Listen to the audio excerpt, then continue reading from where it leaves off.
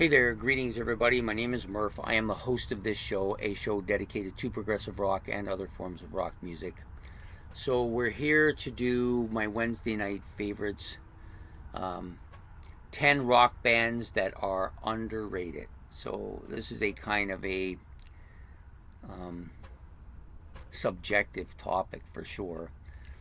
I know I'm going to take some hits for some of my choices, and next week's one will be even worse, I'm sure. However, it's important to clarify here that, of course, it's subjective, and you got to kind of decide what it is. Like if if you just want to talk about who are the best bands of all time, and you're just going to go by album sales, then we all know who they are. You just go on the list, you go on the internet, you find out who the 10 biggest bands of all time are, how many albums they sold, and then you just do it. That's it. But I don't think of underratedness as just rating to sales. If it's just about sales, very easy. Why didn't this band sell as many albums as it did? Did they really want to sell that many albums? Maybe they weren't interested in commercial success. There's bands out there that are like that. But I did decide that I picked these 10 bands based on the first prerequisite was for me was that I liked them all. The second prerequisite was that I thought the mainstream and people in general should know about these bands and appreciate them because they're a legend. It's one thing for me to do here on YouTube, where you're going to get people who come on here all the time who love music and they know who these bands are and they think that they should be appreciated more by the people who don't know. But to be honest with you, most people out there now listening to music are listening to rap, they're listening to pop music, they're listening to dance music. They do not care about rock at all, and all these bands to them are just garbage. They don't want nothing to do with them. We, on the other hand, realize that these are the truly great music, and that stuff is just garbage. So that's the way I think about it. Anyways, we're going to get started here. So I've chosen 10 bands that I really like, who I personally think should have had more notoriety than they got, should have been noted for being much better than they were. And I've kind of ranked them according to who I think is most overrated or most underrated and who's the least underrated of the 10. So it's just my own opinion. You can put your own in the comment section below. Maybe there'll be a couple bands in there I thought, oh man, I should have thought of them. And there are some bands here who I had 3 or 4 bands that I actually considered putting in here, but I decided these ones meet the criteria that I just laid out. So we're going to start, and hopefully I won't erase the video. I made a video earlier this week. I got it all nice and done, and then I erased it and had to start all over again. I don't really want to do that again. Okay, so we're starting with the number 10 band. This band I put in here just at the last moment. I took one of the other bands out, and that band I liked quite a bit, but I didn't know them as well as this band, and then this band just came to me when I was putting it together. Oh, I can't forget these guys. I only recently discovered them last month, and I've listened to their entire discography, and I really like it a lot, and I really think this band is not appreciated for their actual musicality and their instrumentation, which is really quite good. So the band we're talking about here is Griffin. They're going to come in at number 10. Some people may not see this as a rock band, at least their earlier stuff. Their first album probably not rock at all. Very medieval sounding music.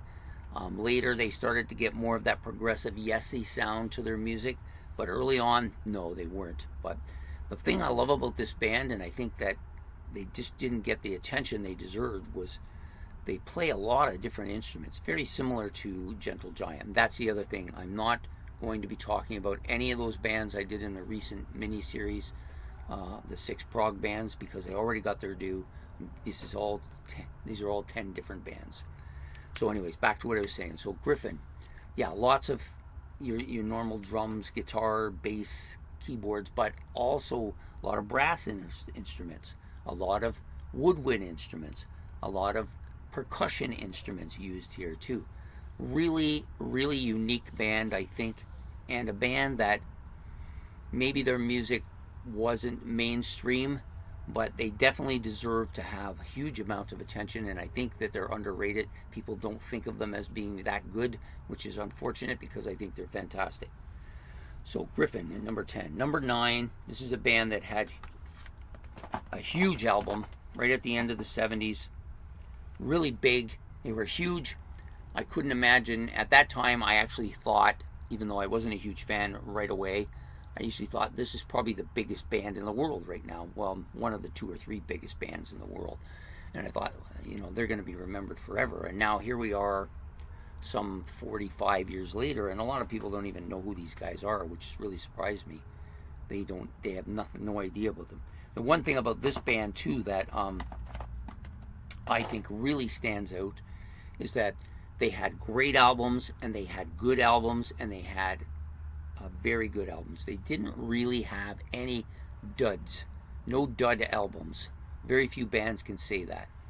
And so I chose a couple albums from them as displays. Supertramp's Crime of the Century, and I believe this is their self-titled album. Yeah, Indemnity is the second one, so I think this is their self-titled. Yeah, I always forget this one for some reason. Not the album, but whether it's the self-titled or it's the first or the second one, I can never remember, but it's the first one. And it has a absolutely spectacular cover to it, as does this one. This one is considered one of the great albums of all time. I've done a lot of stuff on this album here on the channel, and they don't really have any bad albums. Even the stuff that came out after Roger Hodgson left clearly is really good stuff. Some of their most progressive stuff came out after that, and some of my favorite Supertramp stuff is in that catalog of albums. Anyways, Supertramp, to me, they're underrated because a lot of people don't talk about them anymore. Yet they're, to me, one of the classic, could go to top 40 even, This is a top 40 band of all time, in my opinion, or one of them, and deserve all the attention that they got in that day when they got it, but they've got nothing. And I think it's because they haven't been out, nobody's heard nothing, they've done nothing for a long time, and nobody promotes them or anything like that.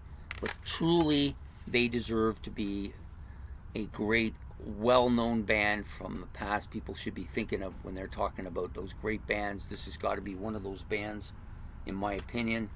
So to me, they're underrated because of that. The next band out is I don't have any other albums, which explains, I just don't have any. It's not that I don't want any, I just never see the ones I want. Yet they've got a lot of stuff. They have one of the great lyricists in rock history, one of the great music writers in rock history. They never got their due because they didn't, when they were part of that British wave, British invasion back in the 1960s, but they didn't do well with the authorities here, and they weren't allowed over here, and because of that, they suffered. Unlike the Stones and the Beatles and the Who and other bands that came over, they didn't get their due. And we're talking about the Kinks, of course. This is one of the great bands of all time who just doesn't get the kind of talk. I never see anything about the Kinks, hardly ever, out here. There's a few guys who do things about them, but you just don't get the kind of notoriety that a band of this stature deserves, and I think they deserve it, so I'm putting them here at number 8. Number 7, this is a band that I discovered since I've been on this channel. I love this particular album a lot, Atomic Rooster. Lots of stuff that they put out. Really, really good progressive, psychedelic, bluesy stuff. To me, they're a band that, unless you are a person that's into this, what we're doing right here, you wouldn't even know about these guys, but they deserve to be talked about because I think they're a very underrated band. Lots of talent here, lots of really great music by them, and so I'm putting them here at number 7. Number 6, pretty much this band I think was big in Europe and in the UK, but just didn't make it over here, and they seem almost perfect for over here. I don't understand. They've had some big hits, there's no doubt about it. In fact, all of their songs that people know about them are kind of poppy well-known songs now, but they have a ton of heavy stuff that just doesn't get played. Their deep cuts are, I think, better than their hits. I'm talking about the Sweet. To me, this band has got a little bit more notoriety over the last few years because people have begun to discover how great they are. Yes, they're kind of a glam band, I guess, in some ways. Definitely have a lot of those elements in their music. But just absolutely killer songs, and their deep cuts are their best stuff. But people only remember Fox on the Run and Ballroom Blitz and those kind of poppy songs that they were known for. Wee Willie and Love Is Like Oxygen, all that kind of stuff. But this album is probably their best, I think, but they got a ton of stuff that's really good. And this is a band that shouldn't have just been big in Europe and maybe a little bit known here. They should have been monsters here. Should have been monsters, in my opinion. Number 6. So number 5, another band who's still making albums, made a lot of really good stuff. And I'll be honest with you, I think this band's new stuff is better than their old stuff, and that's saying a lot. We're talking about Uriah Heep here. Pretty heavy band. Lots of really catchy stuff. This album is fantastic. Maybe last year's best album. I put it as number 2 last year on my rankings because I didn't get it till later. But definitely a top shelf, currently my favorite album. Probably my favorite Uriah Heep album. So they're still making great stuff. Deserve to be recognized as being one of the great iconic bands of the past. And they'll probably never get into the Rock and Roll Hall of Fame, but I would make arguments that they should be there. Have a absolute killer ton of music. All of it really good for the most part. Yeah, very underrated band for sure. So number 5, Uriah Heep. Number 4 is the same kind of thing, a little bit different. So this band, I think the reason they didn't become the huge band that they were is because they were they were mislabeled. They had a good person producing their albums. They made a lot of different sounding albums. All their albums are very different. You got 5 guys singing, that's going to happen. Yes, you know where we're going. Blue Oyster Cult, Secret Treaties here. This was my first one, Fire of Unknown Origin. This one's the most recent one I've been listening to. Spectres, it's got Godzilla on it. But a lot of people think, when they think Blue Oyster Cult, they're the band with that song, Don't Fear the Reaper. And if you press them, they might be able to remember that they sang that song, Burning for You, and that's it. They don't know nothing else by this band. And those 2 songs, as good as they are, they've got tons of stuff way better than that. The song Astronomy on here should be one of the classics of all time. You know, Godzilla's on this one. Some really great stuff on all of their albums. They've got a ton of really good albums. It's a band that I think they were mislabeled. People may have labeled them as a metal band. I don't think they're a metal band. They do have some metalish kind of songs, hard rockish kind of songs, but they have a lot of quirky kind of songs too, with lots of interesting lyrics, really well put together, well orchestrated songs. You got 5 different guys, so all the albums, all the singing sounds different and different on all the albums, and just they're never boring. Just a fantastic band. Definitely underrated. Should have been one of the more well-known bands. Classic band. Blue Oyster Cult, or Bach, or BOC if you prefer. Another band, I do not have any albums from this band. They're a band I've recently been listening to a lot of. I know of their 2 big hits, of course, Radar Love and I don't even remember the other one now. But yeah, just some real killer stuff. They have a kind of, some of their music is very akin to Atomic Rooster. Some of it's very heavy, like Nazareth type of heavy. Some of it's really great vocals in it. Lots of really, and they got a ton of albums. I was surprised. I thought this band I personally thought this band made like 5 or 6 albums and then disappeared and never made another album. Completely erroneous. They have a ton of great stuff. This is a band that should be considered among the great hard rock bands of all time. should have a lot more notoriety.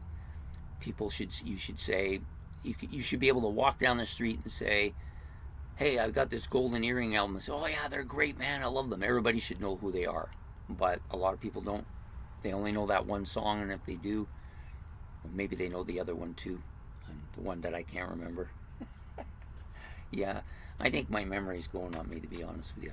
So they're number 3. So number 2 is a band who I think lost out for a couple of obvious reasons. They were in Australia at a time when Australia was kind of far away from the music scene in a lot of ways, at least the world music scene, like Europe and North America. And at that time, there was no internet, there was no Google, there was none of that stuff, so you couldn't find this stuff out unless they brought it over here, and the record industries wouldn't bring certain things over here. It took AC/DC to break through the barrier in many ways. I mean, there's other bands that broke through it as well, but one of the first ones was AC/DC, one of the biggest ones, biggest one in the world maybe. But this band, Masters Apprentices, yeah, one of the great underrated instrumentation bands of all time. Some real killer albums, Choice Cuts, fantastic album. If they could have just broken that barrier and got released internationally some way, I think this band would have lasted for a lot longer and would be now talked about as being one of the great prog hard rock bands of all time. And they had everything going for them. They had the sound, the albums looked good, just real catchy stuff. One song after another, just really catchy. Definitely deserve to be on this list. In fact, I put them at, to me, the second most underrated band. And if I can have anything off to doing this show today, if I could make anybody aware of this band and listen to their music, then to me it was worth doing the video. Number 1, I think it was pretty easy for me. This is a band that often considered a tier 2 band. Yeah, they had that one huge hit, and then they had a couple of other kind of minor hits, but their albums are loaded with that deep stuff. One of the master lyricists, I think, storyteller. He's a storyteller of magna proportion. His voice was different than any other kind of band out there. Very notable voice. They were hard rock. They had some poppy elements to music. They had some heavy metal elements. Some of the best guitar players were in this band. Absolutely killer band. And we're talking about Thin Lizzy, of course. I got a couple of them out here. I know everybody knows Boys Are Back in Town and Jailbreak. And maybe they know Cold Sweat. But there's got a lot of stuff. Angel of Death. You know, you've got a lot of stuff on this album alone. It has killer stuff on it that I never knew about until I actually got the album. This album, you know, Emerald, fantastic. You got lots of stuff by this band that is absolutely killer. To me, they're a band that should be when people are talking about Deep Purple, Led Zeppelin, Black Sabbath as being some of the hardest hitting bands in history and among the best hard hitting bands in history. This band should be in with those people. They should be. I don't know why. To me, this is one of the mysterious bands. Why they didn't make that level, I have no idea. They have everything, all the qualifications to be legendary. And they are legendary to us people who love them, but they should be well known too. So that's my last one, Thin Lizzy. Definitely number 1. So I'm going to reiterate them once so that people don't, in case people forgot. So I've got Thin Lizzy, number 1. Master's Apprentice, number 2. Golden Earring, number 3. Blue Oyster Cult, number 4. Uriah Heep, number 5. The Sweet, number 6. Atomic Rooster, number 7. The Kinks, number 8. Supertramp, number 9. And Griffin, number 10. Some other bands that I had actually considered for this list: Triumph, Styx, Rose Tattoo. That was the band that I just knocked out of there at the last minute because I was doing Master's Apprentice, so I figured, and I know them better than I do Well, I know Griffin better than I do Rose Tattoo. And there's lots of other bands. Those are just some of the bands.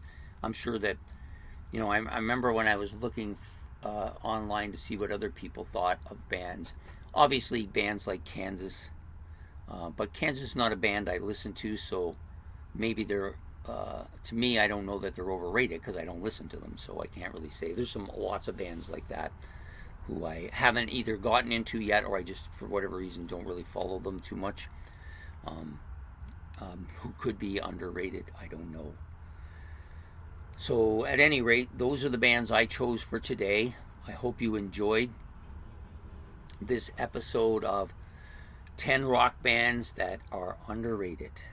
And if you did, please hit like and subscribe. And don't forget to hit the notification bell, which is up there, sorry, not down there. And give me your 10. Who are 10 bands that you think are underrated? Is there some bands that you think absolutely got to be mentioned here? You can mention all the bands you want. Just because I don't mention them doesn't mean I don't like them, or doesn't mean that I haven't listened to them. I may not know as much about them, so it's important that everybody join in. That's what it's all about. So anyways, I hope you enjoyed this episode. We will be back next week with the 10 rock bands that are overrated. This one's going to be difficult. So anyways, we'll see you then. Take care and have a good one. Goodbye.